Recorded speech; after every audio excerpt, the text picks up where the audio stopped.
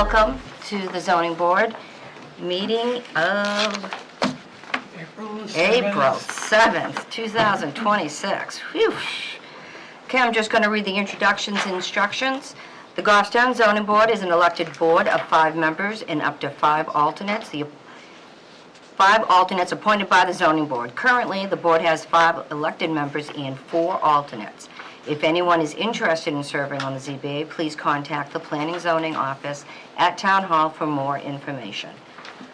The board has a posted agenda for each meeting and intends to follow the items in order.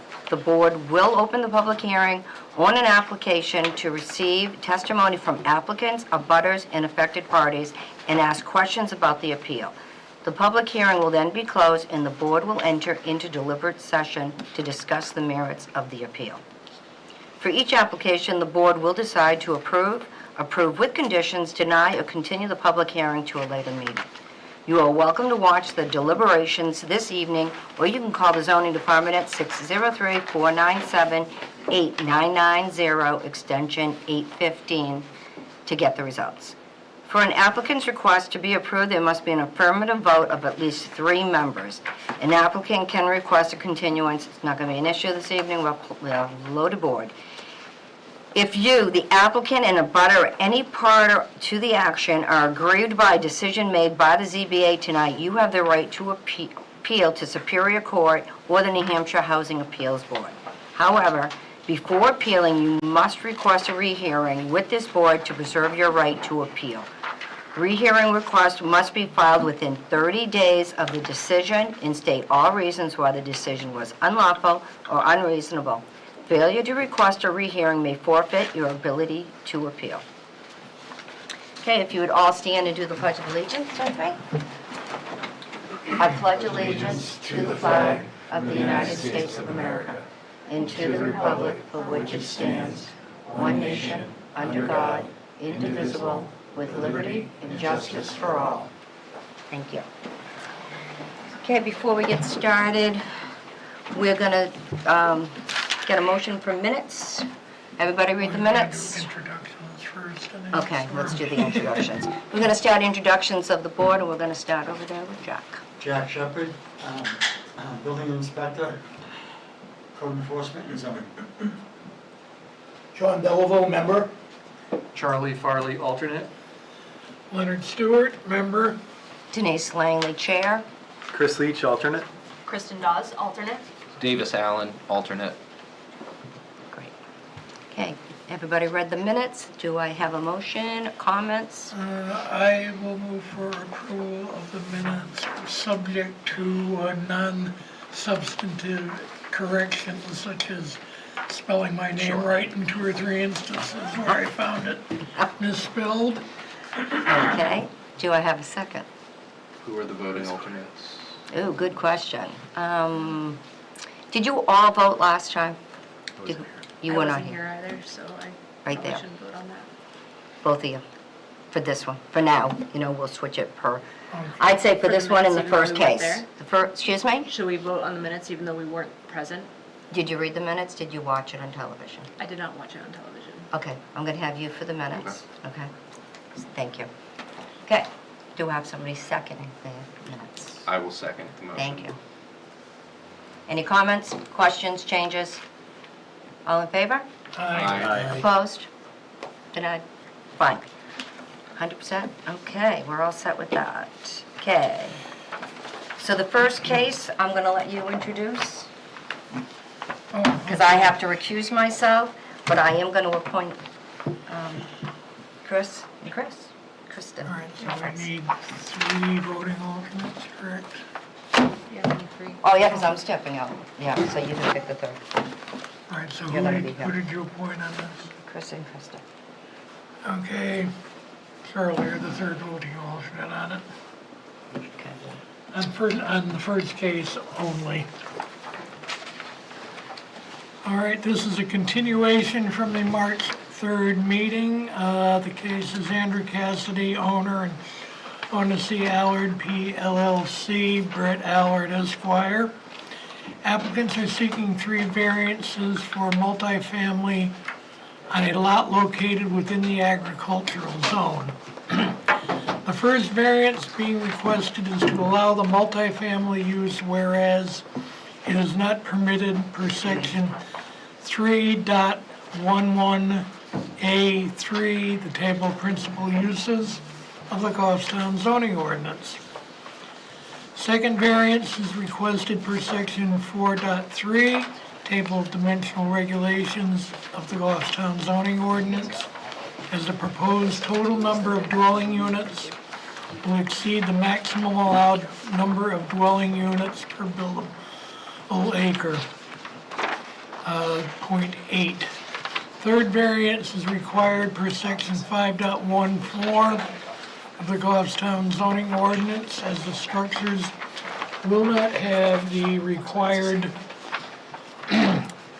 public sewer system and will be serviced by on-site septic systems.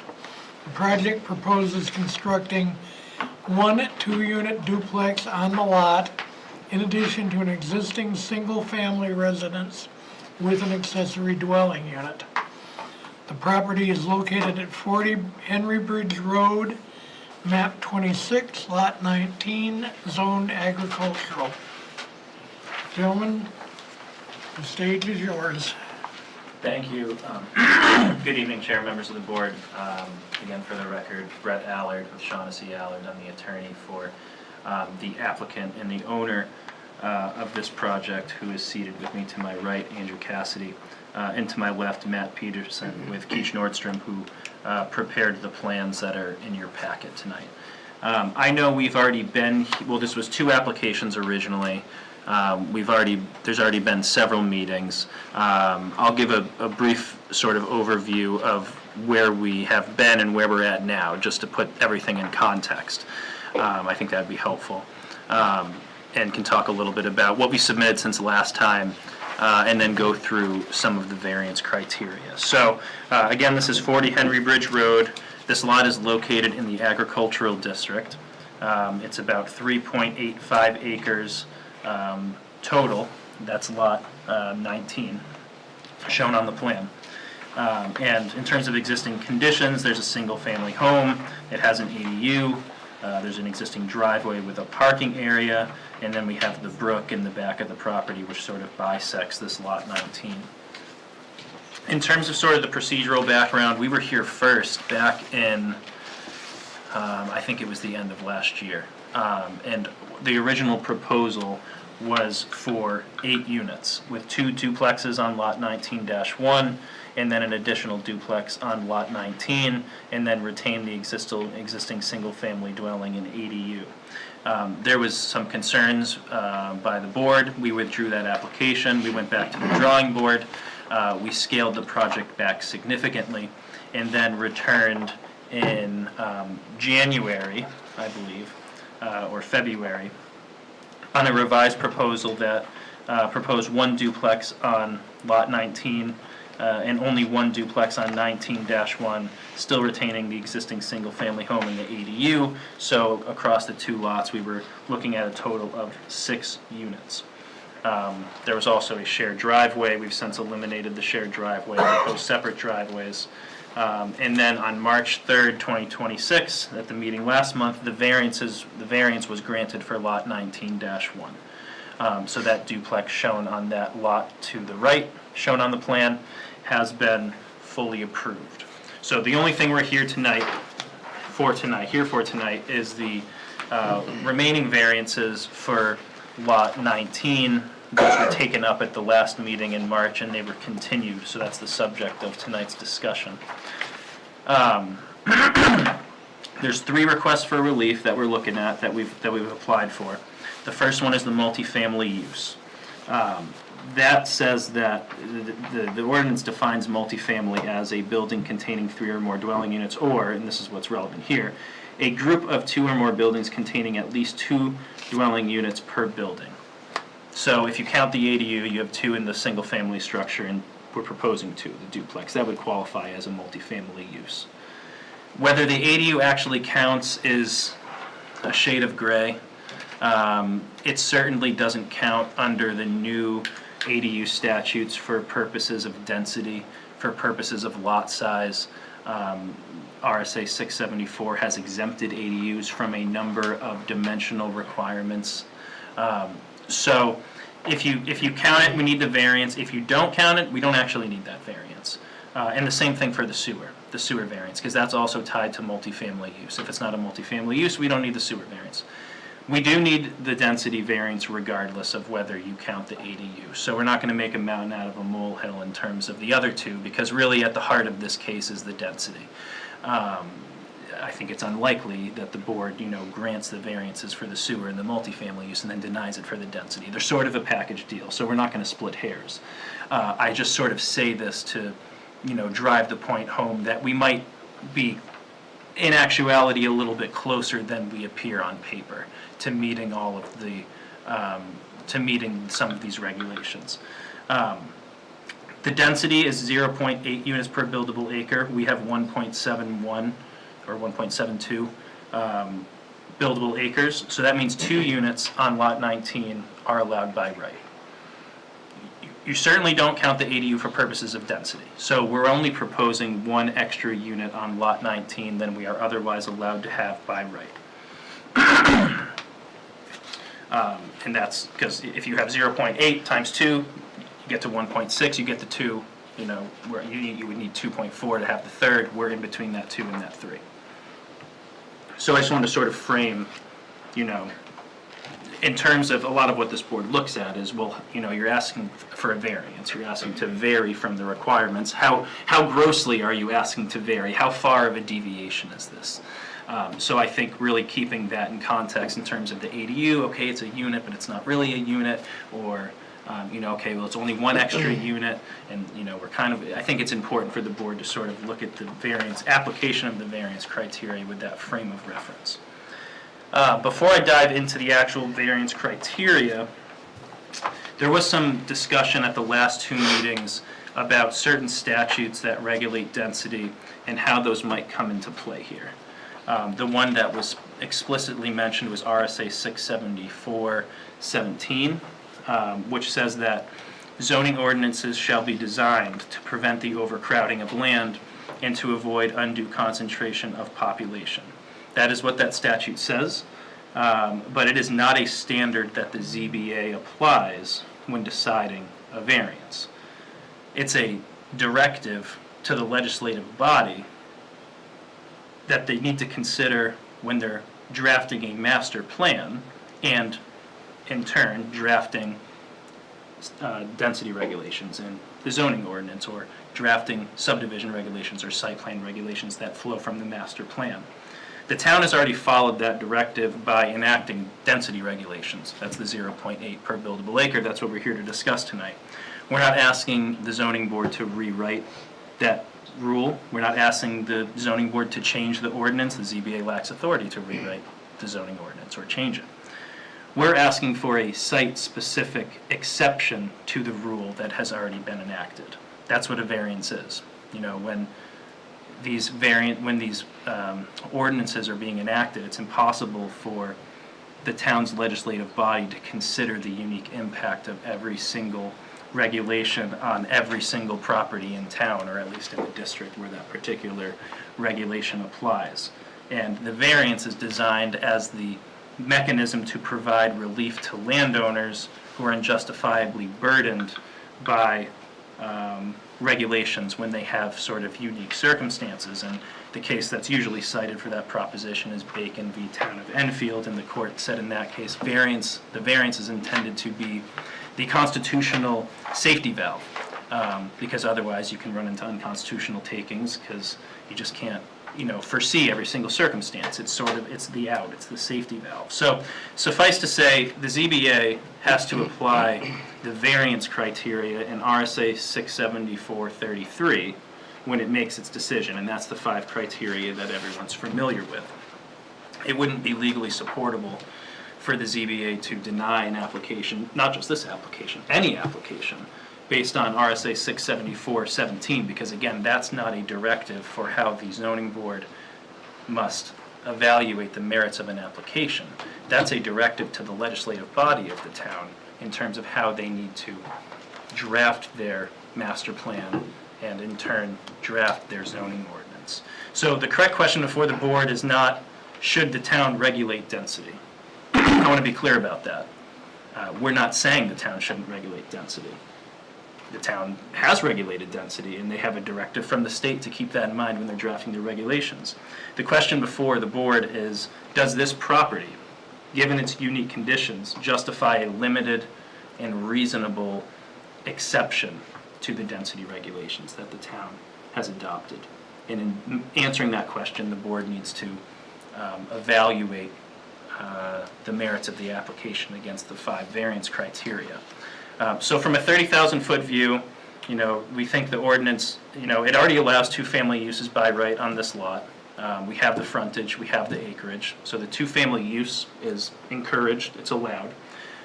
The density is based on buildable acreage, and the requested for relief we think is modest. We're only asking for 1 additional unit.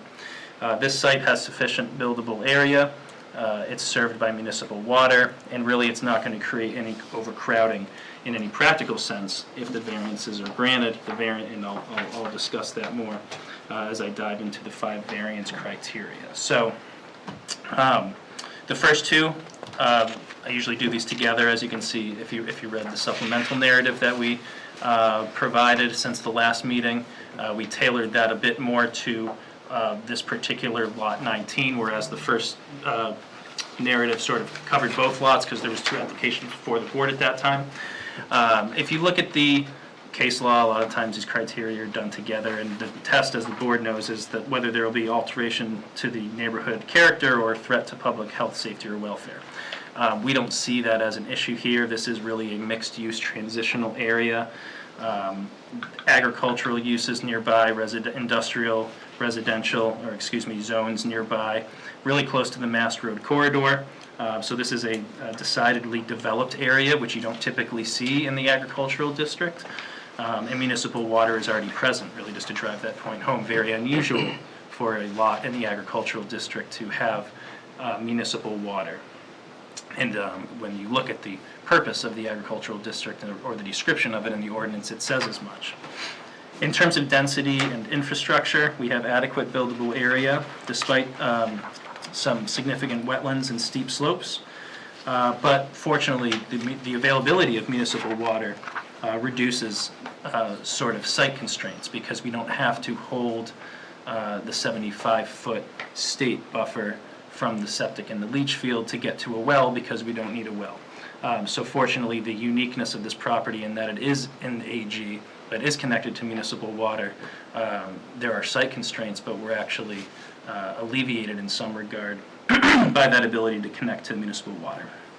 And again, we don't see any overcrowding or congestion. We believe the proposal is consistent with the neighborhood character and not contrary to the public interest or the spirit of the ordinance. Number 3, substantial justice. We think substantial justice is done if the variances are granted.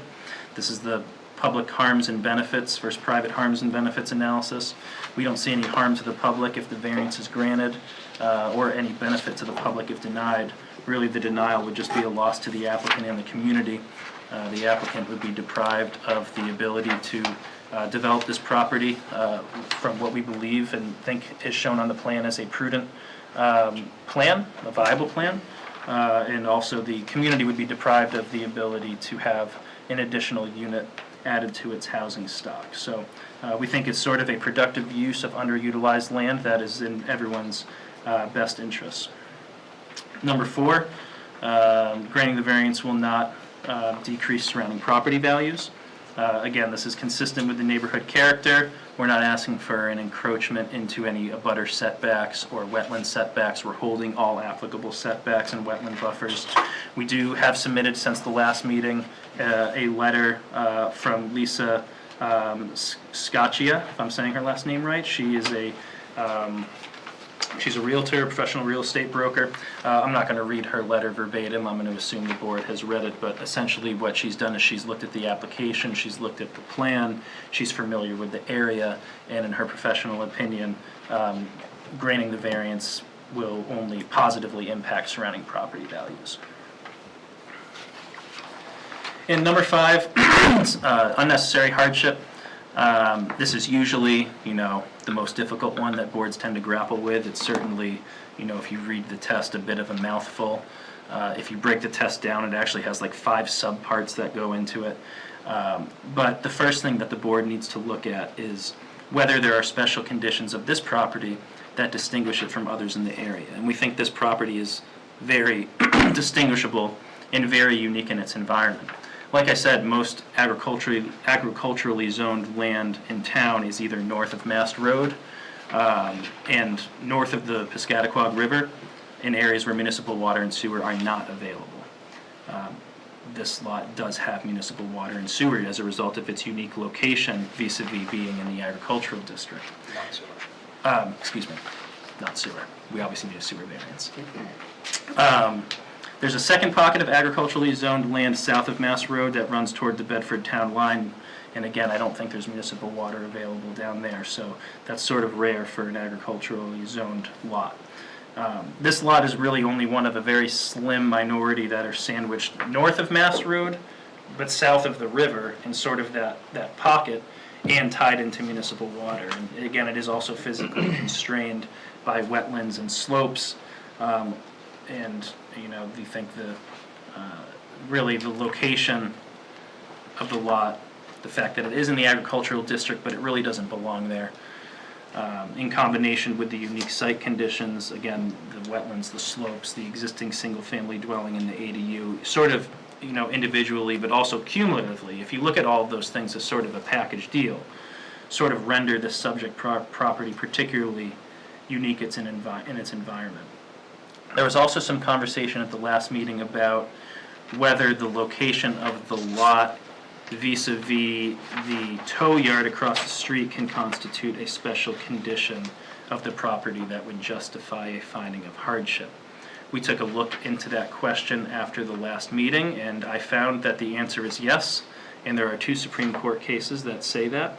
The first one is Rancourt v. City of Manchester, and in that case, the Supreme Court held that the fact that the owner's lot was located in a country setting constituted a special condition of the property supporting a finding of hardship. So the Supreme Court has said you can look at the lots around it to determine whether or not the lot that's actually the subject of the application is unique in its setting for purposes of hardship.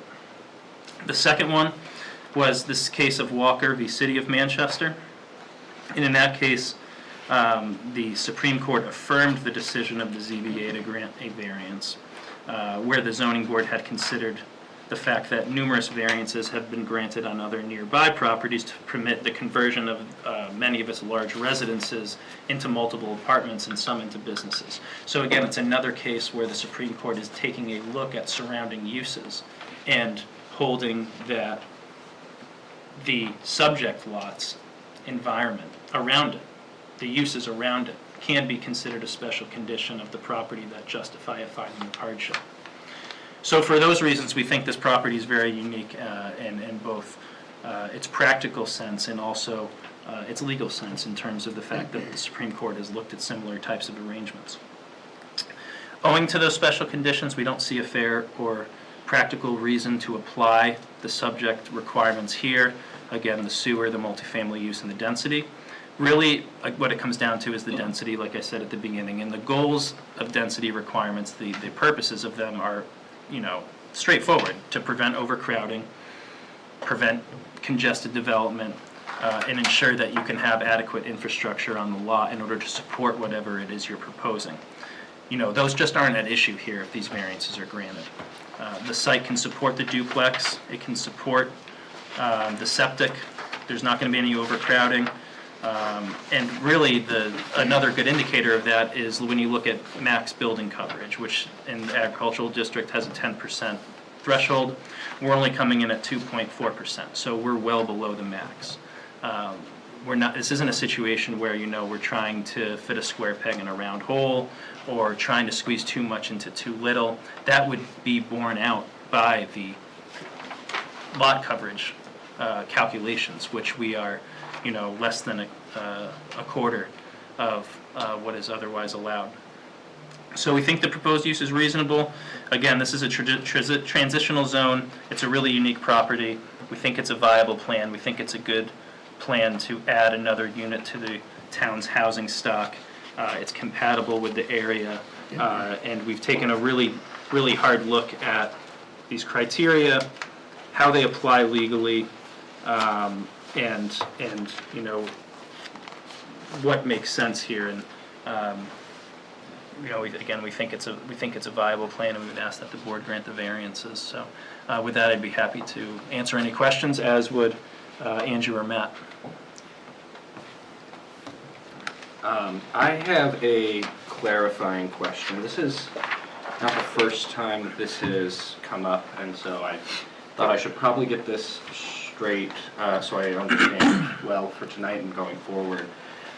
Relative to the table of dimensional regulations, with that maximum number of dwelling units per buildable acre, you said how the 0.8 is the acres needed per dwelling unit. My reading is that the 0.8 dwelling units, the 0.8 applies to the dwelling units per one buildable acre based on the wording there, so that would change the calculation where then you'd need 1.25 acres per dwelling unit, which would then mean that that 1.72 or whatever we have for buildable acreage is a bit different in terms of how many we'd be looking at that would be allowed based on buildable acreage compared to what you're asking for.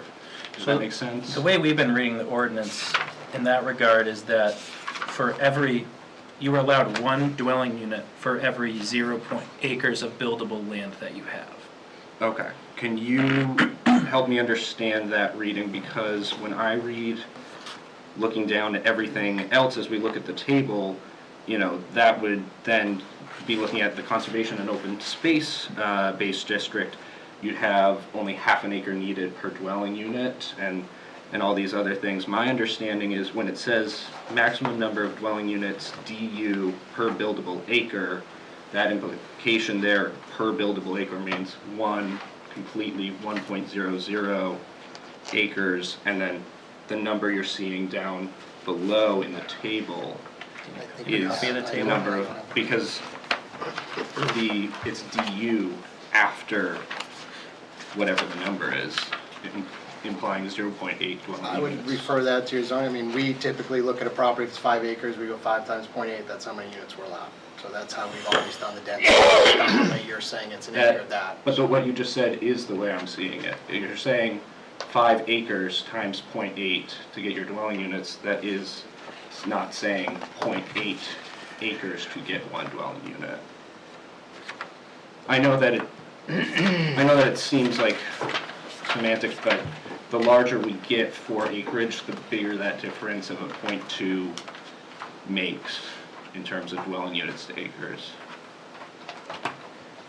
That would be your call, and that's, I ask you guys for your determination on that. I would only say, Davis, I have to agree in reading the legend of the table. I'd have to agree with your interpretation because the one, if you drop down one line further in the table of dimensional regulations, where you go to R1 1 acre zoning, one dwelling unit per 1 acre.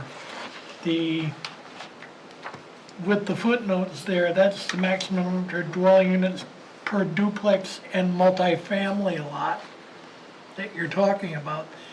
This is not an R1 zone. This is not a duplex or a multifamily lot. So I'd have to agree with your interpretation. I would also, if I may, on this, I think that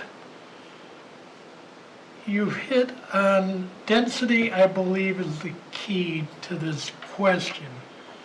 But I think thanks to the legislation coming out of Concord, we're in a situation, if you're familiar with a concept in physics called Schrodinger's cat, where something can exist in two different states at the same time, I think it's exactly what we're dealing with here. On the one hand, you're asking us, you say ADUs can't be in the density calculation. But on the other hand, we have to consider the ADU as part of the multifamily equation here. So I'm looking for ideas. How do we reconcile these two things? Because, it's one thing, but it's not. Just to clarify on the ADU and why I brought it up is we could not get a clear definition from your staff on whether the ADU was a unit or not. And actually, your staff upstairs was fighting each other back and forth. One believed it was, one wasn't. So, all I can do is what the town believes it is, and right now, you guys don't know what it is. So that's why he's taking Well, that. that may because in Concord, they don't know what it is either, and that's been Fair enough. Yep. been part of the problem for, and not just us as Right. this zoning board, but in zoning and planning boards. Yep. All over the state, we're fighting the same question where this legislation has been passed without sufficient amount of definition, let's put it like that. So, I'm looking for thoughts, insights on how we reconcile these two things. It is, but it isn't. It's there, but it's not. We need to count it, if we were calling it multifamily, but we can't count it toward density, so. That's I'll my- admit befuddlement. That's my opinion. We did try, again, like Matt said, we tried to run it to the ground with staff, and there was emails flying back and forth between staff that they disagreed with each other, and then we just said, okay, we're just gonna. So, I think probably the right answer on the bar exam is the way I read this, in the way I read the statutes. It doesn't count for density. If we just needed if we didn't need a density variance, I don't need to muddle the waters anymore. I don't think it counts for density because the new ADU statutes say that towns can't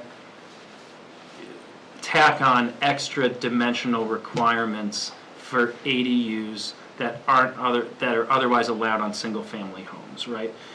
But the statute doesn't talk about, well, what about for definition of multifamily uses? What about for how that definition also plays into the sewer thing? So I think in the weird sort of Schrodinger's cat situation we're in, I don't know if it's a wave or a particle, but it seems to me that it doesn't currently count for density, but it could count for multifamily use definition, or we just don't have any guidance on that. It's just sort of up in the air. Outside of density, we don't have any guidance. I think it's pretty clear, I think we're talking the same thing, I think we're going around here. So if you take what you just said, I just said it's 1.7 acres is what we have. Yeah. Divide that by 0.8, you get 2.1 allowed. I think that's what we've said, there's 2 allowed. We're asking for basically 1 extra, whether you count the ADU or not. If you count the ADU, we're asking for 1.87 extra. You divide by 0.8? No, I think you multiply it. Well, you can't multiply it, that comes out to 0.4. So, They just What was did the all that. acreage? I see 1.6. 1.71 times 0.08, times 0.8 So it's is 1.8 1.36. units. Right. 1.7. 1 would be, so see, that doesn't make sense, because if you have 0.8 for 1, and I have 1.7, I have to at least be 1.5, 1.6, so it's got to be the other. You're not way. quite doubling it, though. I'm over double, I'm 1.7, so I have more than half of the other acre, so if there was 0.8. Your 0.8 is tied to 1 acre, God, this is crazy. Okay. so you're I not going think- to 2 acres, right? So it's less So than you're doubling. saying we're only allowed 1.36, but you're allowed on a 3-acre lot, a duplex by right. Right. So I think the way I'm looking at it would be, I think we're allowed 2.1, because you're allowed a duplex by your reg on 3 acres. Right. yeah. Wouldn't be allowed.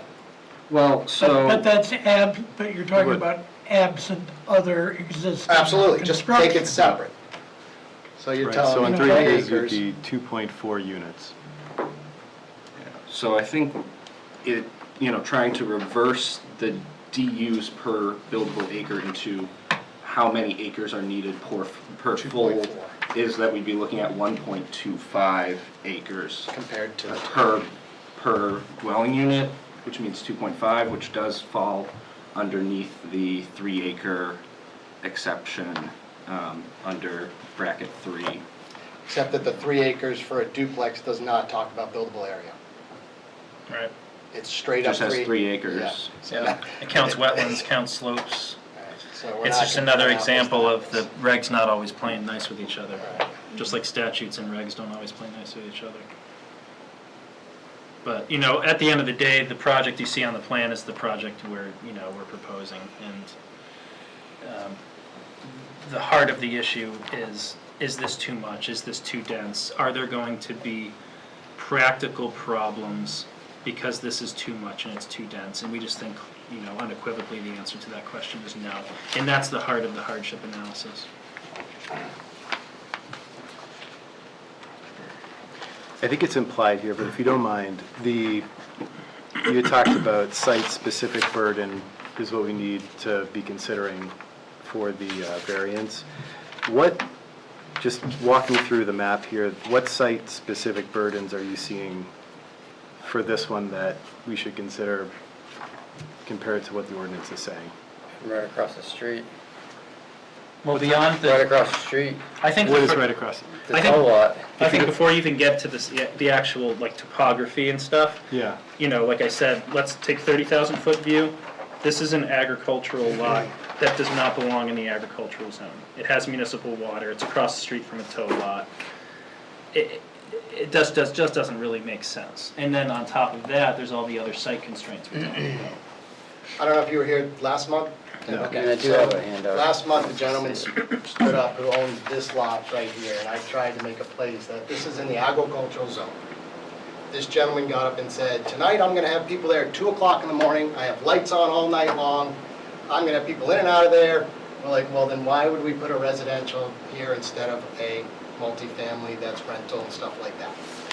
And that's where we went with this. And he literally set up and said, I'll be there tonight at 2 a.m. And he took, the lights are on all night long, right here, right across the street, this lot right here. Yeah. Right across the street from both of them. So if you drove down there, and then you've got different uses all around here from the church to different uses. This really should have just played, in my opinion, to the river or so at some point as you come down here. This was a commercial site for a long time, St. Orange, septic removal. So a lot of different uses that are down there, and that's what the abutters who got up last time kind of made our case where I'm gonna have somebody there at 2 o'clock in the morning, because last time it was snowing as well as today. I don't think it's ever gonna stop this winter for some reason. yeah. I drove down there yesterday, and I know that area, and then you go into, and it's more developed just after the property, so I understand that when you look at the neighborhood, it does fit. I was just curious about the specifics to the lot that make it burdensome for this variance. Yeah, and I think that is the brook. You have the brook that has significant wetlands and significant slopes on either side, and that detracts significantly from our buildable area, and the buildable area calculation is what's used for density. At the same time, we have an alternative concept that we possibly looked at, doing a subdivision and putting this house further down on the lot, but you'd have to cross the wetland, and you'd have to have wetland impacts, and everyone wants to avoid wetland impacts whenever possible. Matt actually has I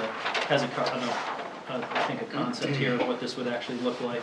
Just because after the last hearing there, where this was kind of approved on the 1.4 acre, I looked at, this would be gone here, I'm sorry that was left on there, but we looked at possibly this being a 2 acre parcel that keeps the house on it. And then we still have another 1.75 acres that we could put, possibly, we'd have to come back, we'd have to ask for some relief, but possibly doing that, the house, and that. In our opinion, it made more sense taking this and put it there and ask you guys tonight than going down this wetland to, as you can see, from the first plan, the color up, we have quite a bit of buildable area down this location here that with putting this here leaves that. As you come around this corner, you will still see. I've told people this, I've been doing this 31 years, I have 3 boys in the state. I've tried to develop things that when you come, my kids see it later, it still looks the same. I did the hardware store with Larry back in the day. There's way to develop that allows your views and your sites still to be there and allow some density to come in, because honestly, everybody's complaining about pricing of housing. Everybody's complaining about stuff that's out there. I do this 3 nights a week. Every board is in the same place you guys are in. Every board's pushing back on stuff, and That's why there's about 2,200 homes for sale in New Hampshire now, where compared to 2016, there were 7,500. Unless we allow some of this density in the right way, we're gonna keep pushing up against them. So again, we do try to work with our clients and direct them in the right way. That is proper development. We feel that this was, but again, obviously you guys are the voting members that have to agree with us, and that's where it goes. Last question, is the ADU in the existing house? Yes. Okay.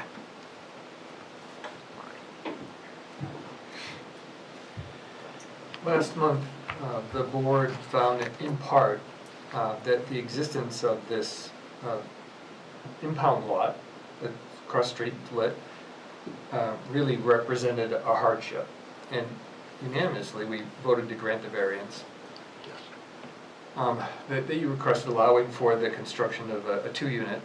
And it's, you know, it's reasonable and arguably a better and more suitable use for that location than a single-family home. In fact, part of that motion granting the variance specified that if lot 19-1 was a little bit larger, that you actually have the right to put a 2-family on it by right. So I guess my question is, how's the hardship for lot 19 different from 19-1 such that 2 units of rental is a hardship and that 19-1 merits greater density than 19? So 19-1, if you take a look at that, is 1.42 acres in size, and the other lot is 3.852. So as I just showed you on the other plan there, if you were comfortable with this 1.42 on that lot there, this here is 2.1 for the existing house and ADU, and this here would be 1.75 with a duplex. So I tried to take what you guys said last month and keep that density consistent. So 1.4 acres has a 2, 2 acres has a 2, and 1.7 has a 2. So actually, these two would be substantially bigger than the variance you granted last month to allow it on a 1.42 acre lot. So that's how we got to that.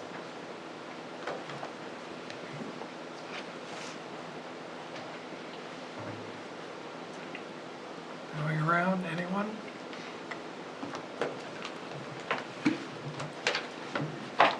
Anyone want to care to try a motion or have any thoughts? Public? Yeah, Davis? any public comment? I don't Oh, yeah, that's true, we haven't gotten there. Ed, is there anything more from the board at this point? I'm good. Nope. All right, then I'm going to open it to public comment. If there's anyone in the room who wishes to be heard for or against this proposal, please come forward.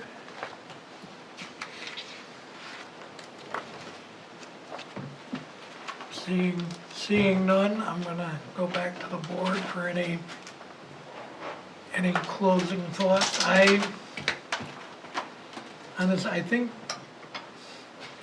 I do have to agree with Davis's interpretation of the table, that I think that, you know, realistically what we're talking out, and again, subject to interpretation, but, you know, if you read the legend correctly, you're only getting 0.8 per that. And once again, we're still wrangling with that question of, if we didn't have the ADU, I don't think we'd be having this debate in the first place. But by the fact that you already have 2 dwelling units on site, and you want to add 2 more, but really only 1 more because maybe the ADU isn't really there according to the law, it's a perplex. I'm going to leave it to the board to work out. Anything further from anyone before I close the public hearing? I would just say to that point, you know, even if you count I don't think our arguments hinge on whether or not the ADU counts. Even if you count the ADU, I think this satisfies all 5 variance criteria, because Again, the hardship test is convoluted, it's a mouthful. Like I said, it's 5 different subparts when you break it down. But at its heart, it's, is there a fair, or, assuming there's the special conditions, which I think we've addressed with the brook, the stream, the slopes around it, that's really why it takes away from the buildable area, and that's why we need the density variance. In light of those special conditions, is there any fair or substantial reason to literally apply the density regulations and deny the variance?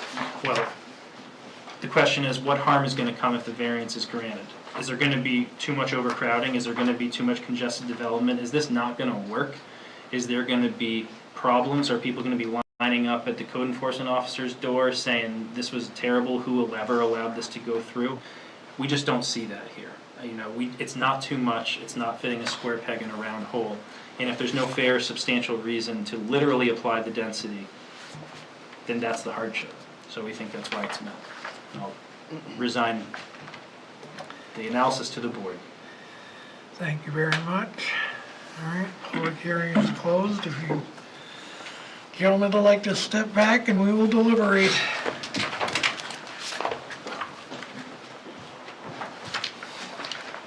Okay, don't everybody jump in So- at once. What I'm seeing is with 1.71 buildable acreage multiplied by 0.8, we're getting 1.368 units in this space.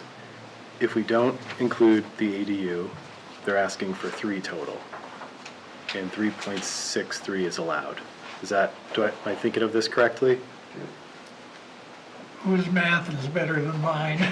3, Do you want me to say again? yeah. So we've got 1.71 buildable acreage. I thought it was 1.72. Okay, thank you. Don't short them. No, to be fair. And then 0.8 units are allowed per acreage. Yep. So we multiply that by 0.8. So we have 1.376 units allowed on this buildable lot. Is that right? Right, so it's less than 2. And the variance is asking for 3 if we're not giving them the benefit of the doubt, we're not including the ADU. Right, it's 3 times the That's what we're considering. permissible density.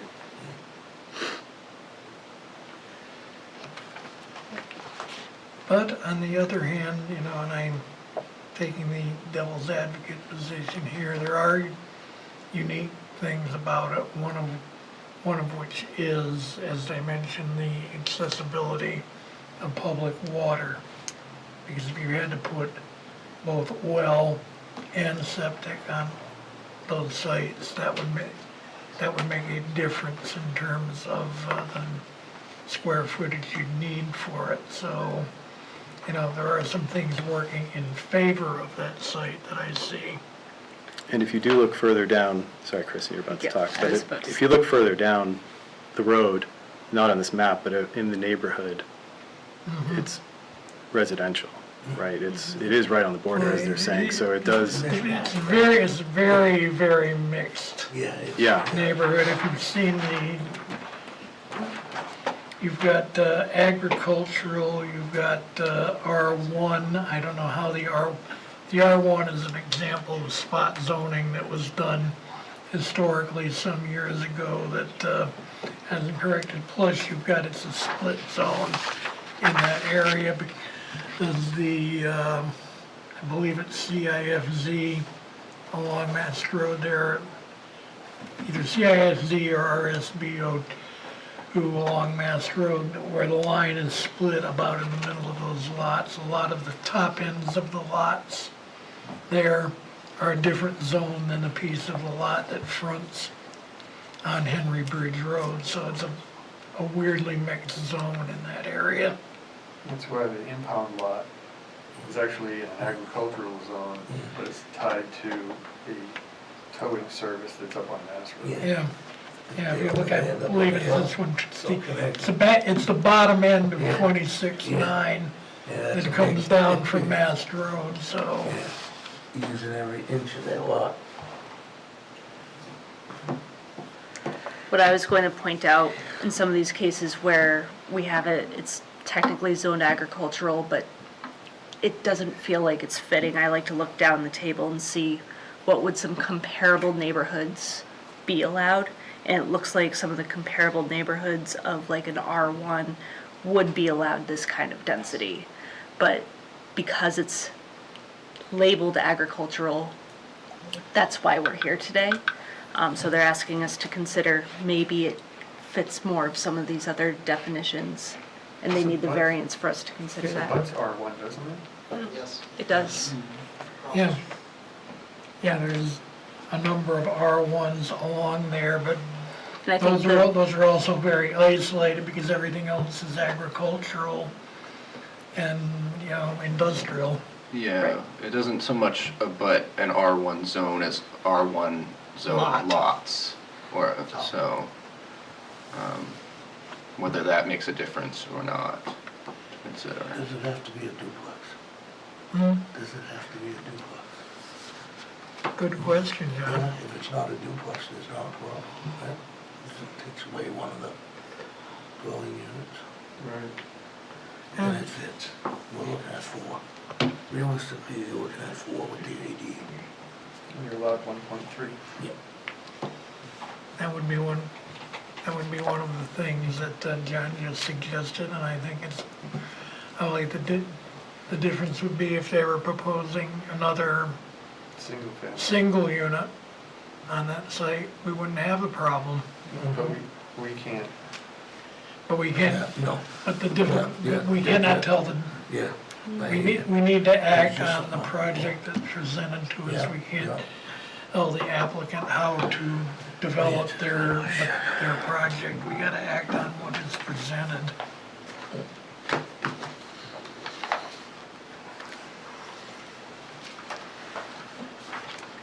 Yeah, I think the ADU definitely should not count towards the number of units by the way that I'm seeing it presented as the definition. I know it's like one of those really iffy things, but sometimes people put them on for like an in-law or a college grad or something like that, and they could usually easily be turned back and forth. And I think, for me, I think because in like a R1 in a similar situation, we wouldn't be having this discussion because you'd be allowed 3 dwelling units per acre. That's my Yeah, personal then- opinion. That's a spot zoning too. We gotta be careful we don't do that. And this is, I believe, something I mentioned, not wanting to harken back on the initial presentation of this, but this is this area of town particularly, this is a perfect example of historical spot zoning, when you've got these R1 lots sprinkled in the middle of agricultural and industrial. Right. And are we contributing to that spottiness or? Well, the lot will remain agricultural. We're not changing the zoning of that particular lot to R1. We're just granting the variance for the usage, so I don't see it as a spot zoning. It's just a question of the Are we frustrated? advisability of the variance. Right. It's also a question, I think, that, part of the agricultural zoning was to preserve some of the agricultural nature of the town, and I think at some point that portion of the town was significantly more agricultural than it has been developed over the last probably 20 or 30 years. If you look at it, Hillsborough County Farm is right down the road. That used to be a major agricultural operation. And I can see how this area was zoned agricultural to start with, but can we really preserve it in the pristine?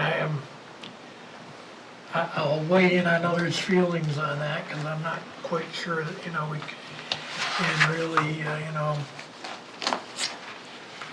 continue that.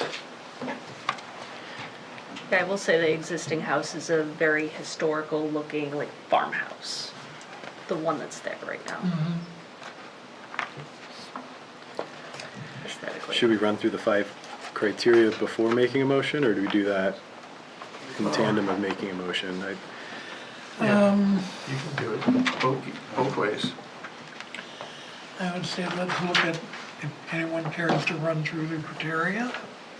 You volunteer, Chris? I have a few opinions on some of them, but maybe we can just discuss that granting the variance, I think would not be contrary to public interest in that I don't think the additional building or the traffic that's going to cause is going to create an issue with the surrounding neighborhood more than maybe that tow lot's already providing. So I don't think it's contrary to public interest, if I'm saying that right. I think the spirit of the ordinance is one that I've looked into in others where, overcrowding is to avoid reduced airflow and safety and, light to properties. And I can't imagine that adding this extra building here is going to affect airflow and the safety of the neighborhood. The property behind these has a really steep slope down, so I can't imagine that's ever going to get built on again along with the wetlands. So I think it's keeping with the spirit of the ordinance and that it's not going to cause any safety issues with overcrowding.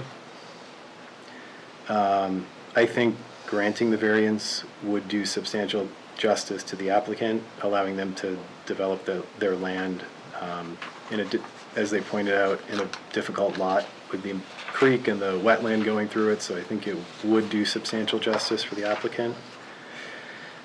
Surrounding values, it won't negatively impact. If anything, it could help. I tend to agree with that realtor that although there's that tow lot across the street that isn't the prettiest thing, I think some newer construction would raise values in the area. I'd be curious, Charlie, your opinion on that, given the business you're in. And I think they do have an unnecessary hardship with the typography and the wetlands going through their property.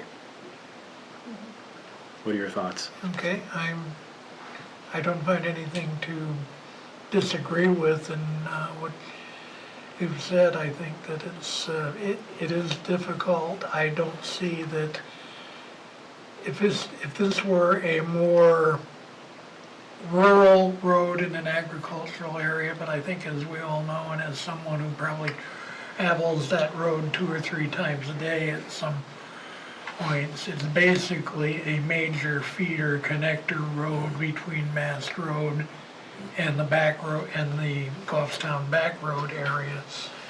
So as far as altering the nature of the neighborhood or doing anything negative in that regard, I don't see that either. So any other thoughts? I'm hung up on 3 times the density that's allowed, plus an ADU. And I think that's just, That's what's catching me too. I'm not saying that there isn't room for some flexibility, but 3 times? It's a lot. Because we're accountable to everybody else that lives in town too, that drives by there. I think that's where we were talking about the wetlands causing the hardship, because it's taking away from that number of buildable areas. That the amount of wetlands covering the amount of acreage on this lot is kind of what's causing it. So I guess my question is there, against any of the variance criteria, is there a reason to say no to anything? Like, is there a... Well, I know I'm the not sure rest that wetlands is a hardship. It's everywhere, or stone. It's one or the other, right? It's rock but the hardship, the strength of the hardship is the 24-hour lit parking lot across the street. So I think there's, I think that you have a hardship. The question is the relief that's being requested commensurate with the hardship? And are we frustrating the purpose of the ordinance to let them have 3 times the density that the rest of the town voted for? The ordinance isn't something that was created in a vacuum. It's a contribution by everybody. So I think that point probably talks to point 2 on the criteria, right? The spirit of the ordinance. Having that many units the spirit of the ordinance would not be observed because we are granting the amount that they're requesting. Is that what you're saying, Charlie? Yeah, I don't think it's public interest or spirit. I think because what they're requesting isn't really commensurate with, there's alternative solutions. They can have rentals, and they can have another one on top of what's already there, and that's a good use for the property. But we can't just we come in and say we want 20 units on it. Where do you draw the line? Well, you draw the line, I think as John suggested, 1 unit there would solve the thing, but in this case, I just, looking at the variance that we granted last month for the other lot, that was a clear case. You had a lot, you're entitled to a duplex by right there. There was nothing to do there. You're looking just at a different amount of relief for what's essentially the same situation, but it's complicated by the fact that you've got existing structures on site, which are, which get us to the density question, so. I think that the existing structures make it somewhat different from the lot we looked at last month, because the lot we looked at last month didn't have any structures on it. And they were in a position where pretty much anything they wanted to build, they needed some sort of relief. And so it made, what they presented was reasonable within the lot that was unutilized because it had no structures on it, had no dwelling units. So it really is a question of whether the existing dwelling unit and attached, or the accessory dwelling unit, whether we count that as 1 or 2 dwelling units with the addition of 2, whether that is Count it as unreasonable. 1. Count it as 1. Yeah, it's still more. Yeah, but, Even, so it's 1. yeah, But when we calculate density, yeah. they only allow 1. Yeah. And based on my reading of how we look at 4.3, an agricultural lot would need 3.75 acres for having 3 dwelling units, which is about 2 acres off Right. what they currently have. Tweaking. But yeah, my guess, how I'm thinking of it too, is that is buildable land versus what is the total lot size. And to the applicant's point of, if they were to move the duplex down the road, it's still the same lot, the same buildable acreage. It just makes it look less, I guess, on top of each other, or however you want to say that, less congested there. And certainly far more spaced out. It would probably look more natural with the house spacing, more in line with the rest of the neighborhood. But it's still the same issue of what the density allows of buildable land. So I don't know, I think for me, the amount of unbuildable land they have here, I feel like it is a hardship that is worth considering. And it's not like it's only a 1.72 lot that they're trying to squeeze this in on. It's on a much larger lot that's just most of it's not buildable, or a lot of it's not buildable. So give them credit for the unbuildable land and calculate it that way. That's what I'm thinking, because it's not going to be buildable. So if we grant this, I don't see down the road them wanting to add another, bunch of duplexes within that space, because they're, as far as I know, not going to be allowed to. They would certainly have to come back for more variances if that were the case. If it were a 1.7 acre lot on its own, that was the lot line, and it was all buildable, I'd be a lot more concerned about the congestion of it versus they have so much more land there that isn't buildable, so. For me, it seems like it's a reasonable ask, given their total allowed acreage.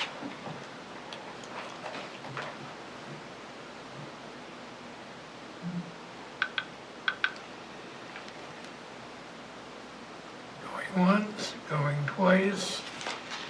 Anybody like to make a motion? All right, I'll make the motion. Before Okay, you Chris, do- you're volunteering? Yeah, Before you do, Davis. I just realized we never had a motion on regional impact on. All right, There is no regional yeah, I'll move there is no regional impact. Second. Seconded by John, all in favor? Aye. Aye. Back to the motion at hand. You wanna- This is my first time doing the motion, so let me know if I screwed up, but All right, I'd like to make a motion to grant the applicant the variances that they're requesting. Do I have to read them out, or? I would suggest probably we should do that when I get my agenda out of this pile of papers. Here, that we should do them one at a time. Okay. I mean, you're dealing with the same arguments essentially, are all on the first multifamily, and just go through them one, two, three, if you're moving to approve. All in one motion? Yep, no, all individually, so we can vote on them. So I'd like to motion that we grant the variance for relief from section 311A3, table of principal use and dimensional zoning ordinance. For multifamily use. For multifamily use. Second, anyone? See, Davis, you're, No, I was not. Kristen I'm the only and- one not voting. Kristen and Charlie, correct? Yep, and Chris. Oh, but yeah. Yeah, I'll no, second. okay. Made by Chris, seconded by Kristen, all in favor? Aye. Aye. Opposed? Opposed. Motion passes 3-2. Okay, second one, please, Chris. Make a motion to grant a variance for the property that requires relief from section 4.3, table of dimensional regulations of the Goffstown zoning ordinance, as the proposed number of dwelling units will exceed the maximum number of dwelling units per buildable acre. Second, Aye. seconded by Kristen. All in favor? Aye. Aye. How many? 1, 2, okay. Opposed? Motion passes 3-2. Third one, please. Make a motion to grant the applicant for a variance for the property that requires relief from section 5.14 of the Goffstown zoning ordinance, as the structures will not have the required public sewer and will be serviced by on-site septic. I'll second that one. All in favor? Aye. Aye. Opposed? 3-2 once again. Have your variance, gentlemen, thank you. Thank you. Thank you, Tom. Thank you very much.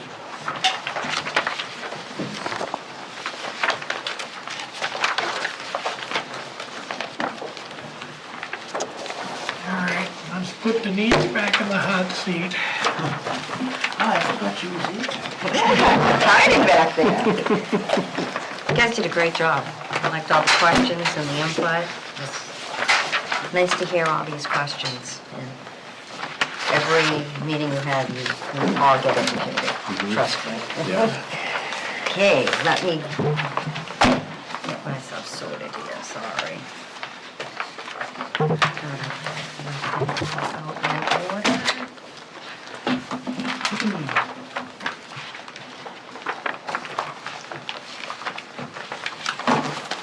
Okay, second case would be Craig Drobek, making sure I said the name correct.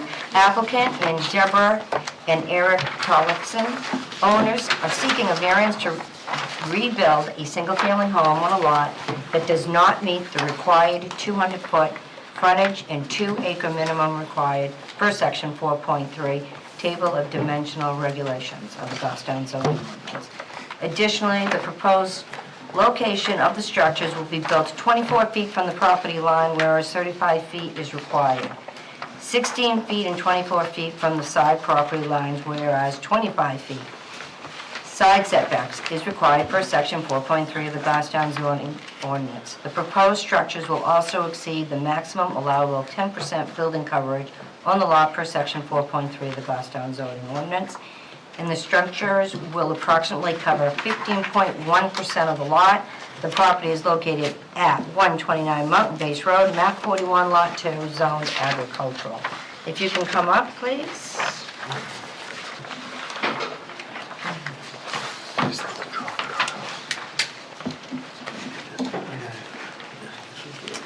And if you can state your name for the record, please. Craig Drobeck. Thank you. Is anybody else coming up with you, or you? All set, okay. Okay.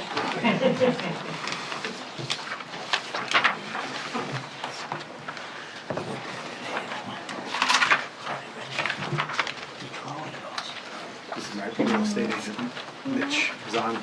Nice to meet you all. So, I speak now, I guess, is that correct? Correct. Okay. You So, got it. Tell us why you Forgive me did. if I'm a little nervous, it's my first one of these. Okay. So I'm, Just start with the context of, so I have, I'm currently under contract to purchase the property. I don't own the property yet. Okay. And so I'm requesting a variance for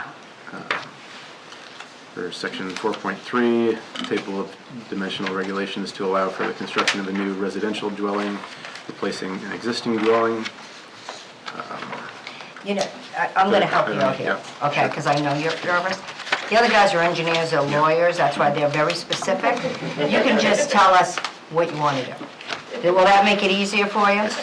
Because we've all been there on that side of the table, we're not lawyers or engineers, so just trying to help out here. And we've read this, so. We've read it, so if you just explain to us I'll just add to what you're Sarah, doing and why you're doing if it, you want. if that helps. Is that one or is there? No, it's Emma? mine.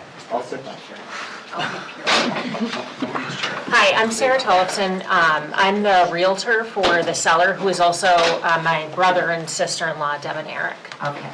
And to provide a little context on my end, they have already come here. They were trying to decide whether or not, yes, you're all familiar, so they were trying to decide whether or not they were going to remodel or rebuild the structure or sell it.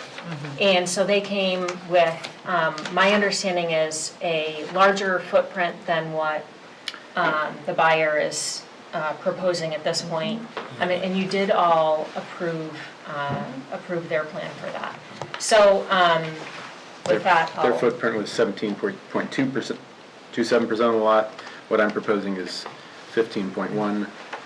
The setbacks I'm proposing are smaller than what they had approved. I can go over those details if you want, or you've got them all. I mean,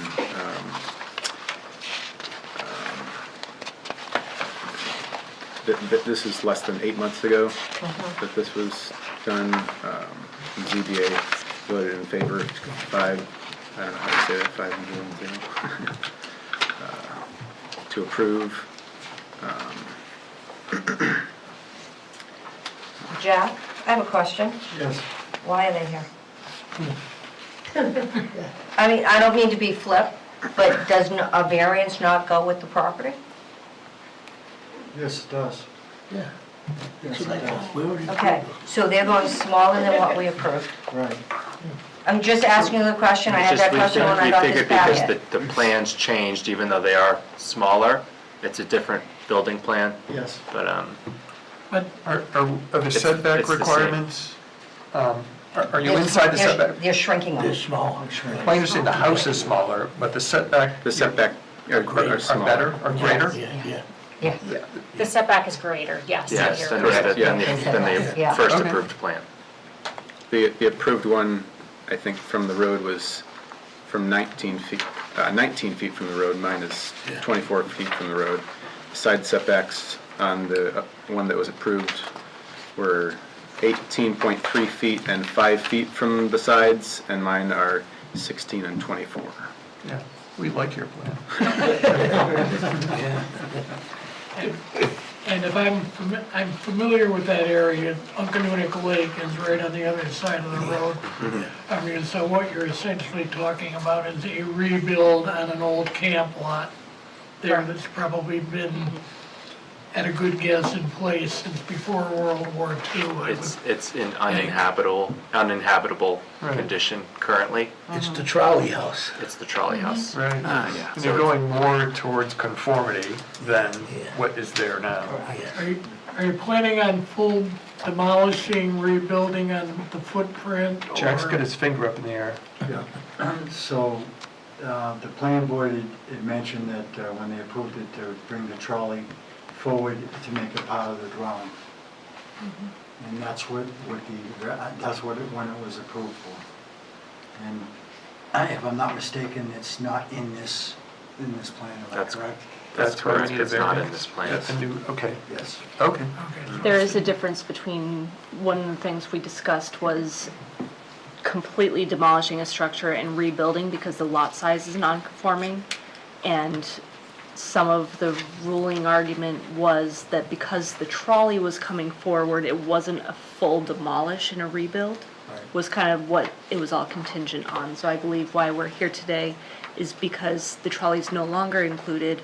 It is a demolishing of a currently non-conforming house on a non-conforming lot. When you demolish the house, the non-conforming part of the house goes away, and the ordinances say that you need to rebuild the house to the ordinances, which for an agriculture lot this small is impossible. Right. So we but need did to the redefine variance- it Did the again. variance include the trolley? It did. Okay.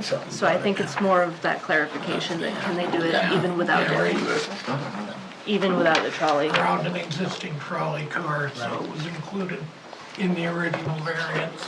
They were gonna bring it forward and make it a porch Yeah. or something, Yeah. yeah. Because even now, if you drove by, you wouldn't know it was there. You can't actually see it unless you're. Yeah, it's Jeff, But it's, when did it's they in have to at go to least the one planning side. board for this? The planning board decided that, I think it was prior to this, So they had to go to the planning board prior to seeing us? yes. Is that normal? Yeah, I guess Is it, it wasn't because it's this- historic property? Because it was historical trolley, We can't override this planning board. no. No. But essentially, I gather, rebuilding around the trolley turned out to be a non-viable option, which is the reason that the plans have been switched out to something It would different. definitely have been cost prohibitive for me. And the trolley is not an exception to the rest of the condition of the rest of the property. Even the trolley car in the middle is not in an inhabitable condition, so I don't see how you could keep the trolley without doing significant construction, not just on the rest of the property, but as well as the trolley itself. If it makes any difference, I intend to use what I can from it to retain its historic charm and uniqueness in the property, including doors, flooring, handles, metalwork, trim. If more is That's great. requested by the... We're gonna stay away from that, I think. So this is my concern, Jack. We cannot override the planning board. No, we cannot. However, we can change our motion, because it's in our motion with the trolley car. So can we say that as long as the planning board approves it? So they don't have to come back here? Yes. Okay. Trying to make this a little easier, So because it's kind of complicated. Sorry. wouldn't we just do a new variance as opposed to amending the old one? Correct. However, in it, it has to state as long as the, because typically they would have to go to the plan, I don't know why they went to the planning board, but they went to the planning board first. It's why we added that in. It's historical to that area, Charlie County. They also went to the Historic District Commission, even was though an it's act- not within a historic district, Yes. because of the historical value.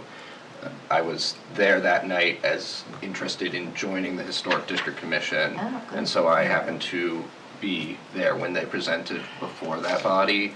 And they had put a lot of effort into trying to make it work because they really loved that property, really loved the trolley, but it wasn't viable as a year-round home. So that's why they were trying to get. Maybe the Historic Society could relocate it. They love it.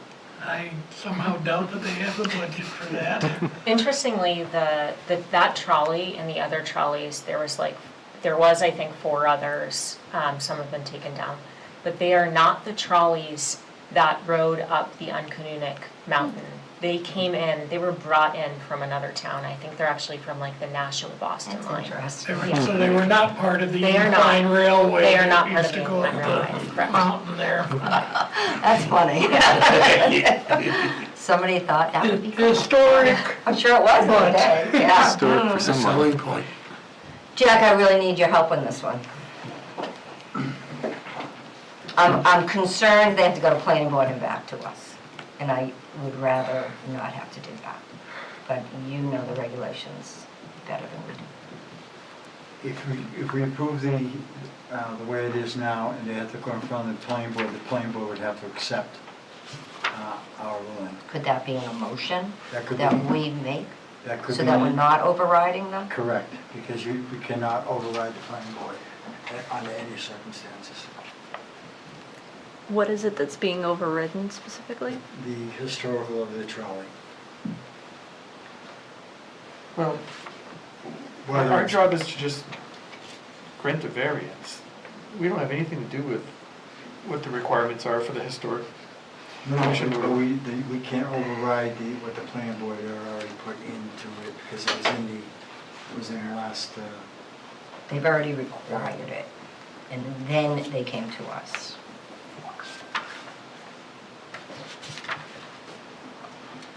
It's called politics, the town.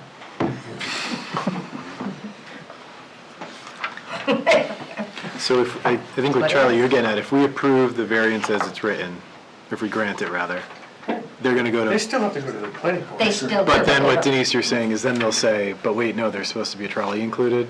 Well, they're gonna go in and say, we can't do it. The variance, the zoning board is fine with it, but they understand that you have to approve it. The option is they leave here, get on the planning board schedule, and then come back and get on our schedule. I'm trying to. They're here now, why don't we just? Yeah. If the I planning need board regional agrees, impact too, by the way. if the planning board agrees, does he still have to come back? Well, I'm trying to avoid that. That's Yeah. what we're trying to. I might get a phone call tomorrow morning. Yeah. sure, me too. So, they're saying that they did not go to planning board. They said they came here only. Okay, so I was not at that meeting, so I do not know if the trolley car got brought up here and that we put that in. You keep saying planning. She said, this is Deb, the owner. Mhm. I think they wanted us to go to planning board, but it was not required. They've applied for a variance. We have a responsibility to approve or deny. And the planning board has nothing to do with us. Well, it does if they, again, I was not here. If this, we have in our variance, we got something regarding the trolley car. If that was required through the planning board, we don't, I mean, you know, There was no I think it mention was of Did they go to the that. planning board? Where's that Do documentation? you know or not, you know? No, how you I do not question it? know exactly, however, I know the last variance, it was put in there for them to go in front of the planning board. Does anybody have that? Yeah, I think it's in the, Well, let's read it. I'm not seeing it in the notice of decision. What's in it? The zoning board of adjustment voted in favor 5-0 that there was no regional impact after finding that the requested variances meet the criteria to grant the variances. The zoning board of adjustment voted in favor 5-0 to approve the variances as requested. Okay, now we gotta find their application. I feel like this is an example of why when we're reading off our approvals to be very, very specific, so then when they do the write-up, we can go back and say, yes, they wanted 5 feet from this border and this much from this border, and it's contingent on, I thought it was the condition of the size of what they wanted to do, that it had to be incorporated into their new plan, because of what they. I wasn't here, so Yeah. if, I mean, I'm fine, I just don't wanna be, My recollection of this action was it was included at the owner's behest because they wanted to be able to do that as Correct. part of the historic preservation Yeah, they did, they piece wanted of that. it and all. And I'm reading through the notice of decision here and I don't see any reason, and there wouldn't be any reason that I can think of for them to go to the planning board first, because you would need to deal with the setbacks and the other variances before you started construction, so, Right. you know, it doesn't make sense. if you- okay, so we're going with, they did not go to the planning board, so we So I can, would say we do an entirely new variance, just granting them the relief that they're seeking with no mention of trolley car being incorporated in the plan. before I forget, I need regional impact. vote. I motion no regional impact. Voting, I need 2 members. You haven't been here, so I'm gonna double you up today. Okay, I'll second that. all in favor? Aye. Okay, motion carries. Sorry, that was just some housekeeping I had to do. Okay, does anybody have any questions? Now that we've put away that they probably did not go to the planning board first. I was just gonna say that I know that some of the reason why we had said that the trolley was included in that was because we were wondering if section 14, where the termination of a non-conforming use on a non-conforming lot, because it's agriculture, it's tiny. So technically, new lots, we'd say, oh, it doesn't fit into our box of even using it for residential. Okay. Once they knock down the house, technically that terminates, and then you have to like reapply it, you know? So I don't know, my question, I guess more for you guys is, does that muddy the waters a bit because it's a full knockdown before it was, we're keeping a little bit of it, or do we just set the boundaries? It does not permit, because you have a building there that Yeah. they're only gonna approve. Yeah. You generally give a lot of deference to any effort that makes the property more conforming or is heading in the direction of more conforming. Yeah. Well, Essentially a replacement in kind of situation, and even if it does involve demolition. And this one's better, like, in terms of setbacks. It's not, And plus it's not 5 Yes, feet. and- if you're yeah. familiar with that area, I used to take my kids swimming up in Occonook Lake many years ago, and the houses were old even then. I just want to make sure all our No, I i's are appreciate dotted that. there. Does anybody have questions? Jack, just give me that. I think it's showing that they did go to the planning board. I heard it. I don't know, HDC, No, that's the. That's the historic district division. okay. Yeah. They purchased, you can read it. Jack, why aren't you reading this? He lifts his glasses up to the office. No, he doesn't, he has on. What do you got, Charlie? I don't see any mention of this, of the planning board. Jeff, do you see, can you read with the historic? yes. Just formalize this, read it into the minutes, Right. please. Historical. And then we can make a decision on that. Thank you. This is for the from the Historical Society. Number 5, any other businesses need a proposed trolley restoration at 129 Mountain Base Road. Deborah Tolson, 129 Mountain Base Road, came in to present the HDC. They purchased one trolley house in 2010, and it's currently used as a summer house, but they want to spend more time there. They hired an architect to save the trolley and build an addition onto the house. They are going before the zoning board in September. The proposed renovation does not change the footprint. Rather, it moves some items. She was asking for support from the Historic Society and Heritage Commission before to go to the ZBA for necessary approvals. Deborah Diavanza confirmed the Historical District does not have jurisdiction in this matter because the location is not within a historic district. Okay, you're all set. That's it. Okay, thank you. Stop there. We wanted to just make sure, thank you. Good. Does anybody else have any questions for the applicant? Do you have any more comments to make to us before I close it? Before I open it to the public? I don't think so. Okay. I'm going to have you step back. Is there anybody in the public that would like to speak this evening? Okay, I'm closing, are you coming? Okay, I'm closing the public hearing. Okay. Sounded more complicated than it is. It was a good point, though. You were looking out for them to not have to be bounced around a bunch. Yeah, I didn't think so. Yeah. Because if they did go to planning, we would not be able to just Yeah. brush them off. Okay. Any comments? Anybody want to go through the criteria? I mean, it's going to be quick because we've already done it. I just think it's a good project, will improve that area. Oh, you know, that spot, Mountain base. Gonna be okay. good. I was just there today, and Bill definitely. I hope the fishing's good. I wrote the application. Bass in there. Ah, he's swimming. Good Saturdays, too. Good. Okay, anybody want to make a motion?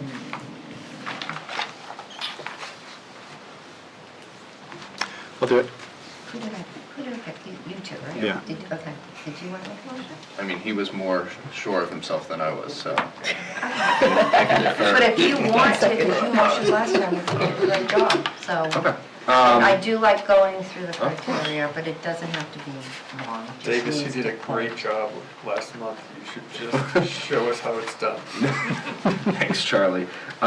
So I would motion that we approve the requested variance. Now, before I fully say this, are these multi-part variances or just all one variance that I need? Do I need to make one motion at a time, or is it all Let me see what we're together? looking for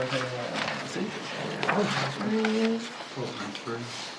All under four, yeah. table of dimensional. Yes, it's all dimensional. Okay.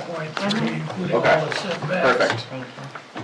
Glad I don't have to make multiple motions. So I would motion that we approve the requested variance to provide relief on these dimensional regulations. I don't find it contrary to the public interest, and since we can look at that with the spirit of the ordinance being observed, one factor being that we had prior approved a variance for this lot that had setbacks that were even closer to the property lines, had greater coverage than what's being requested.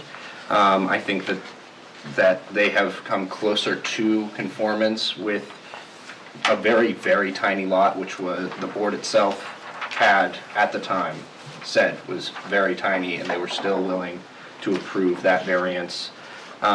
Granting the variance would do substantial justice for the applicant.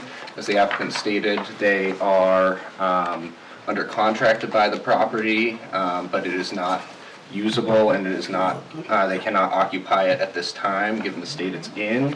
Therefore, it would do substantial justice because it would allow them to live there, allow them to go through with the purchase and sale of this property, and become a member of this community. And in many ways, does substantial justice to both the applicant and to the town. There's no public right that is, or no public good that would come from denying it that outweighs all the public good and the good to the applicant. The surrounding property values would not be diminished. If anything, it seems like the revitalization of this property, especially with, as conforming with, as they can be with the ordinance, that it would hopefully increase surrounding property values, or at least maintain those values. But they also have to go before the planning board, which would also look at that as well to make sure. And so, I think that I've already sort of covered in other points that unnecessary hardship would occur if the ordinance was enforced, considering the size.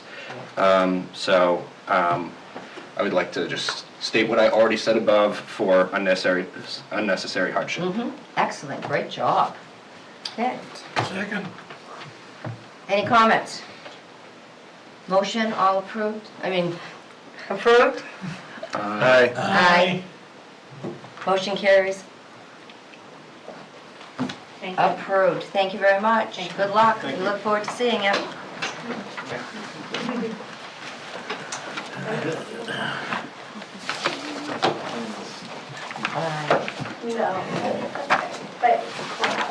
You're doing a great job going through the criteria.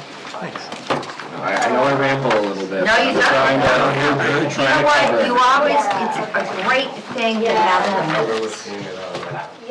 You know, you might be able to see us, but the minutes are what goes to court. You know, so it is good. And it covers us by going through the criteria. Yeah. Because this is why we make these decisions.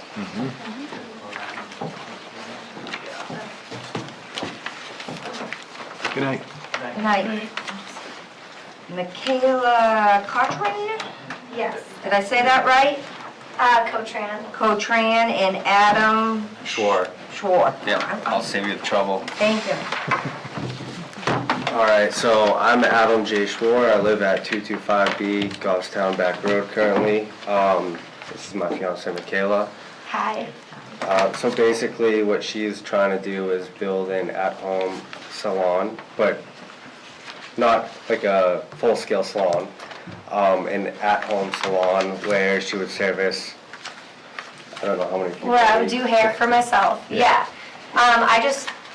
The reason I have to do this is because there's already a building, I want to do it in the garage, but it is detached. So I just want to basically have an at-home business, yeah, at my house at 225 Big Goffstown Back Road. It is about, I think it's 22 feet from the road. The parking would be, if It's you're already looking. there, yeah. Yeah, the parking's already there. The gentleman who lived there previously had gravelled the driveway. So, There's already parking, correct, yeah. There's a lot of parking there. and there's already businesses Yeah. around, so it wouldn't change like the characteristic of the area. We got a The daycare, YMCA, the 2 daycare. streets over. We got a farm, 2 houses to the right. There's a lot of businesses in the area, so. So what size salon are you doing Just like a studio for myself. I So already is it only have gonna have the one sink, 2 sinks? I mean, you know, I'm not asking that, are you gonna have Yeah. employees? It's not that you can't, I just No, want to know that. no, I don't know. The plan is to not have employees. I don't want to have the overhead of having employees. Okay. But I already have a salon, I rent right now, and I would like to move it to my house. Yeah. I went by there today, and my concern was, that's a very busy road, Yeah. okay? And yes, so we're talking about the one that says 225B? Yes. With the Exactly, 2 doors, right there, okay. yeah. Parking and people pulling in, you could pull in off the road, Yeah. but now you got people backing out into Goffstown Back Road, and we know how busy it is. Yeah. The parking was an issue for me, but you seemed like you had a lot of room to the right and Yeah. Yeah, yeah. So that's. That was that's my what was- issue, was the parking, because if people were pulling in and parking straight on, Yeah. they're gonna be backing out into, Right, which is something we actually want to avoid. I don't know if you noticed when you looked at it, we have like a bunch of like plants in the middle right there. So Yeah. we got 2 entrances. Yep. So we're hoping to keep it kind of like a one-way directional, so you can come in one way and pull out the other. there you go. So that avoids the congestions. And my other thought was, garage, Yeah. and you're gonna make it into a salon, you're gonna need water. Yeah. You're gonna need a We bathroom. thought all about I that. know, So yeah. attaching to the leach field that's probably there, you don't, or do you have city, I'm not sure about. No, Yeah, we do we have a do. leach field. Okay, so that was my other Yeah. thing. Yeah, So currently, when we got the house appraised, we're already on the line of needing a new septic. So we were thinking of just building a new septic anyways and just combining it, because it's like a 70-year-old leach field from what we have seen, so. and it's actually on the other property. Yeah, so once, it's on the other property, because at one point, I think they shared a septic. But in my contract, when the septic goes, I have to move it off the property. So it would be more towards our property anyways. Jack, that's something that you'll be taking care of, is all the codes? Yes, Moving it in, okay. yes, all the codes and all the state. Yeah, okay, codes. just wanted to. Yeah, they bring Did I hear you Yeah. say? Didn't We you weren't get it, like, sure if it's real cost effective, so we're coming here first, kind of laying down our idea. If it were to get approved, then we'd start getting estimates, because I do HVAC for a living. Yeah. I do a lot of building, but I'm not You have caught up on, You have to bring out Fire the 2x6 suppression. framing, Yeah, heat right. and all that. correct, right. So that's kind of where we stand with that, is if it's gonna be cost effective.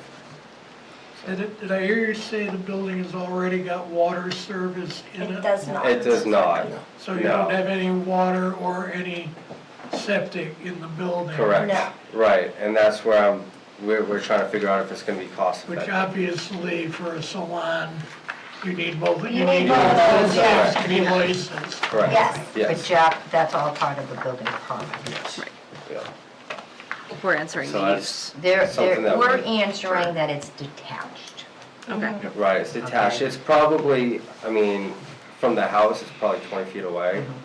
I don't think you use that much water for one person, I think it would be. Alright, so it's something Is else we the gotta- property served by town water or? No, it's a well, our It's a well, from what we were told, was 400 feet deep.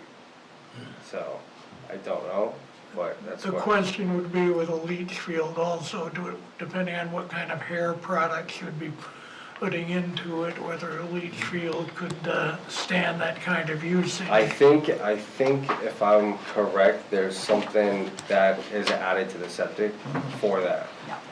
And that's all. They can't do anything till they get all these approvals. Right. Through Jack. My question, don't they have city water going through that? Where does it start? Yeah, where does it Well, start? That's what I'm wondering. Closer into the village area, I Yeah. believe. Are there any plans of it going that way? Can't stand Manchester. Okay. Here's my problem, and I guess being literal. Looking at the definition of home occupation, it's very specific. Occupation conducted entirely within the dwelling unit.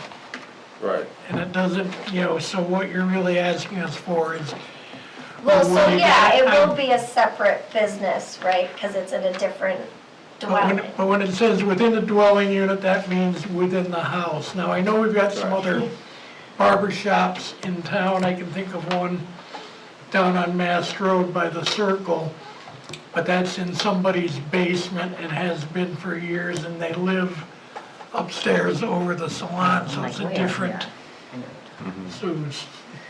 But again, Right. you're dealing with a situation where it's not in a detached building, it's in the dwelling unit. Right. Right. The ordinance is pretty specific on that. Right. So that's why they're here. So their reason, one and only reason, is that it's a detached business.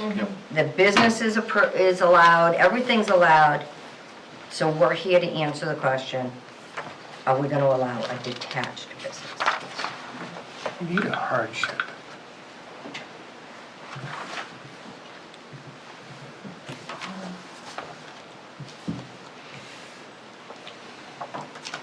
If you were to put this business, do you have square footage within your dwelling?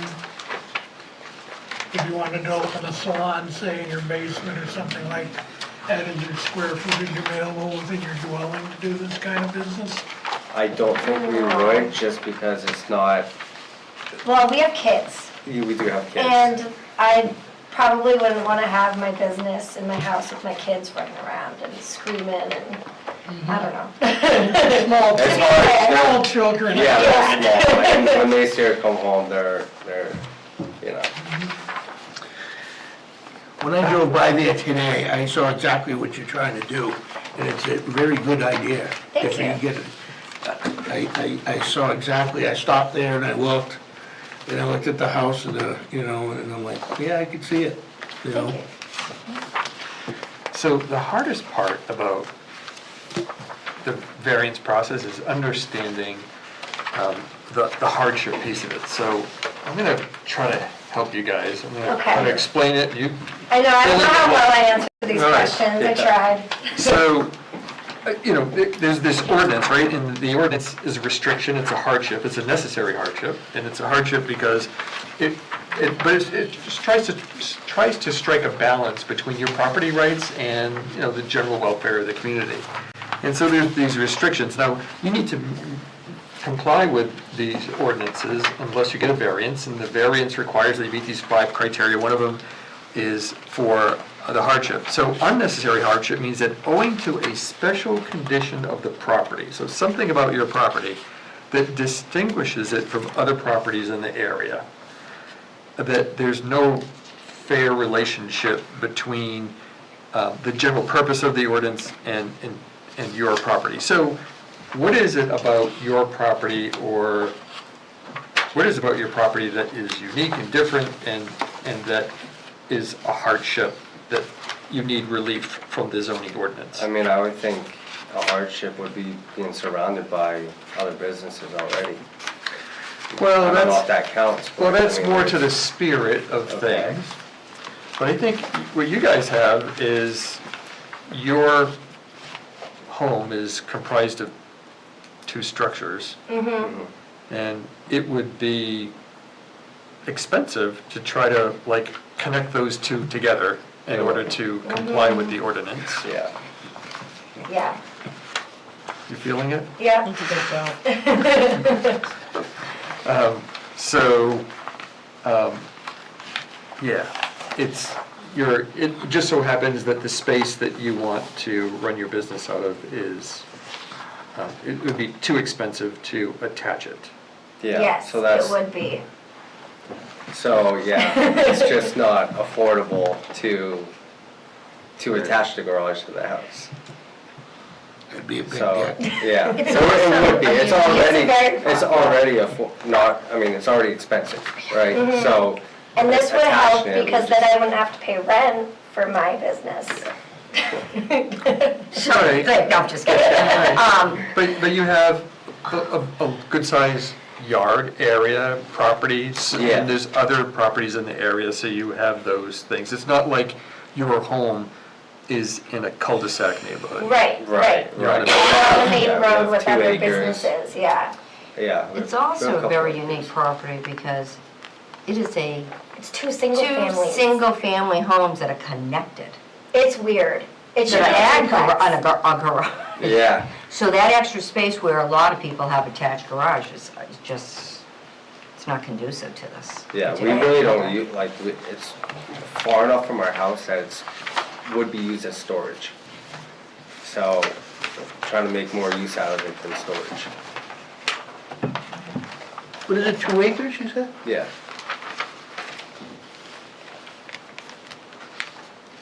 I remember this Yeah. It used to be a farm, I guess, house. Yeah. and where we live was the barn, or that's what I was told. Oh, Yes. interesting. Yeah. Yeah. It's a cool house. I went to the yard sale and they sold it. Really? Bill's a really nice guy. My son sleeps in one of the beds that was in that house. Oh, that's funny. Yeah.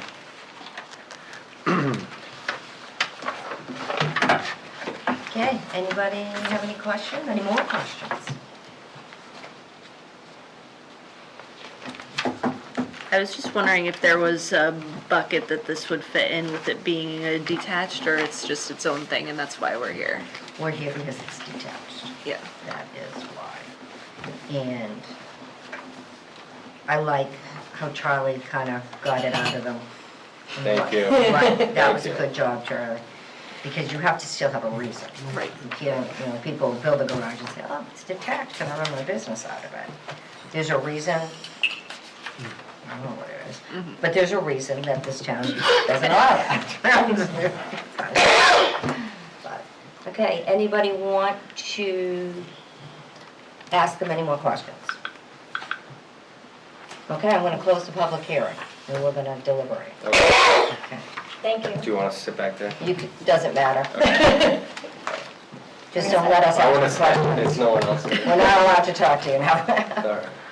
Who wants to start talking about this? You go to assign alternates and regional impact? Do we do regional impact on this one? Okay, regional so. impact, please. Who's voting? Oh, sorry. No regional impact. You're due, right? Charlie and Davis, right? I was on the last one. You on the last one, Kristen and Charlie. Kristen. Charlie. I was gonna say, I'm not gonna be very picky, but sure. Keep your alternates straight. Hey, listen, you didn't have this many.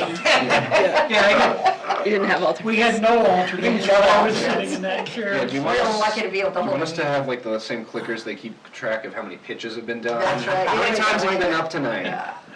Make a motion, there's no regional impact. Thank you, John. Second. All in favor? Aye. Aye, motion carries, no regional impact, Chuck. Okay. I'd like to make a motion? Okay, you're gonna go through the criteria? Yeah. Do you want my cheat sheet? There you go, there you got it. Okay, To perfect. approve the variance for section 5.11 for a detached in-home business in an existing garage, because it's not contrary to public interest to any marked degree. The spirit of the ordinance is observed as in-home occupations are in the ordinance. Substantial justice will be achieved by issuing the variance, as this will allow the applicant to use her property for an in-home occupation. There's no indication that allowing this will detrimentally affect the value of neighboring properties, and to deny the variance would create a hardship for the applicant in that it is not practical or even possibly feasible to attach the space that will be used for the home business to the living quarters. Excellent. Can we just add that the business is a salon? So it's specific to that. So if it were to Yep. be changed to being a one-person mechanic, they'd have to come back. Yep. Okay, thank you. And I think perhaps that we should just say conditioned on dealing with, there were parking issues that were highlighted at the beginning of Yeah. this as Thank you. far Yeah. as handling of traffic in and out and providing, I'm presuming you got enough extra space on the sides there for parking and obtaining water, sewer. I'm presuming you need to put some heat in the building too at some I would say point. just follow building department. Following building codes, but they primarily just attaching with the condition that the Right. parking issues and traffic issues be dealt with, which is something that's the planning board's purview anyway, but just to make it clear that that's part of the conditions of approval. Any other additions? Any comments? with that, Okay. I'll second Charlie's motion. All in favor? Aye. Aye. Nobody's opposing? Okay, motion carries. Thank you very much. Have a Thank you good for your night. time. Good luck. Have a good night, thank you. Good luck with your project. Thank you. Well, it'll be a long one.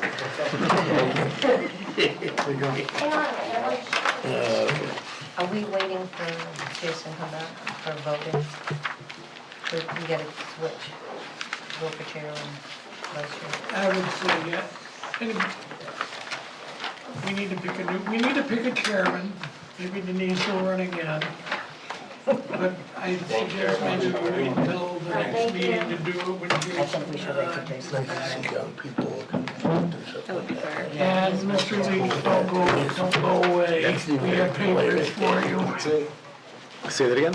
We have something for you to sign. Yeah, Oh, we all- these are appoint, and John, don't go away. We need 3 members to sign the appointment papers for Chris. They know me, I'm in. Okay. I'm up It at is 3. just for Chris. Yeah, I'm up at 3, I'm out of here. don't hustle out of here too No, fast. I'm okay, I'm just kidding. Okay, but besides, since we're all set, we can close the meeting. Yep, I told you we're closed. No, we're not, okay. Meeting closed. Motion. Adjourned. Yes. Second. All in favor? Aye. Thank you.